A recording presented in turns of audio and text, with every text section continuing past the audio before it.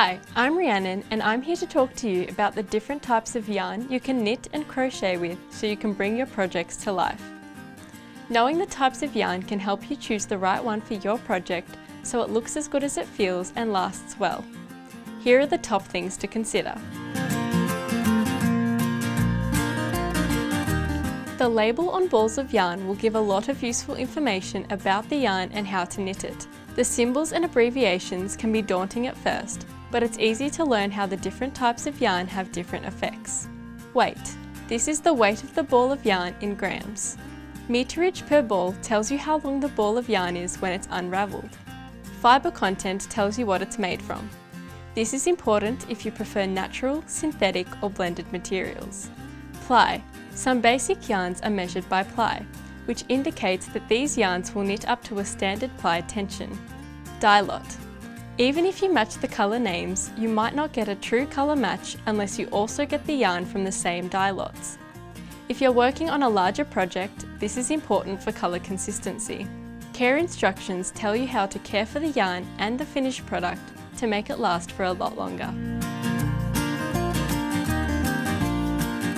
Yarn can be made in a variety of natural and synthetic fibres as well as blends of both. Natural wool comes from animal or plant sources. Animal fibres like sheep's wool, cashmere and alpaca are generally warm and soft, but check if you or the person you're knitting for has intolerances. Natural plant fibres like cotton, linen, bamboo and hemp are breathable and often hypoallergenic. Synthetic yarns are artificially produced, like acrylic, nylon and polyester. They can be washed easily and don't shrink or fade like natural fibres do and are a great option for vegans. They are also hypoallergenic, unlike animal fibres, but they're not breathable so can be hot in summer. Care must be taken as most synthetic yarns should not be ironed. Blended yarns. Yarn can be a combination of natural and synthetic, and different blends can give you different results in terms of the price, texture, washability and durability, as well as the warmth and comfort on the skin. You can find yarn in different textures that can add depth to your project. Eyelash is when you have many long strands coming out from the main strand, giving you a fluffy appearance. Chenille is fluffy as well, and is created by twisting short lengths of yarn between two main strands of yarn. Metallic yarn is regular yarn that's spun with metallic filaments to give a sparkly, dynamic finish. Brushed yarn has some fibres pulled away from the strands to make it look a bit fuzzy and less perfect.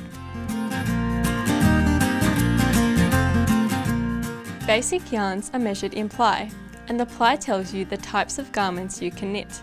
When you're knitting baby clothing, go for 3 and 4 ply, and use 8, 10 and 12 ply for adult clothing. Different plies let you knit at different tensions. For example, 8 ply yarn lets you knit 22 stitches in 28 rows to create a 10 cm square. In this case, you'd be using size 4mm needles and stocking stitch. You could choose a solid colour of yarn, or you could choose one that is more varied to add visual texture to your finished project. Printed yarns produce a variety of pleasing effects when knitted. Melange or tweed is when different coloured fibres are mixed in the yarn. Fashion yarns come in a huge variety of finishes and textures that will give a garment unique appeal. Coloured and textural wraps can be used to wrap a strand of yarn to add colour variation. There's a lot that goes into choosing the right yarn for your project. I hope you found these tips helpful. If you have any questions, come and chat with a Spotlight team member in store or jump online to spotlightstores.com. Happy crafting!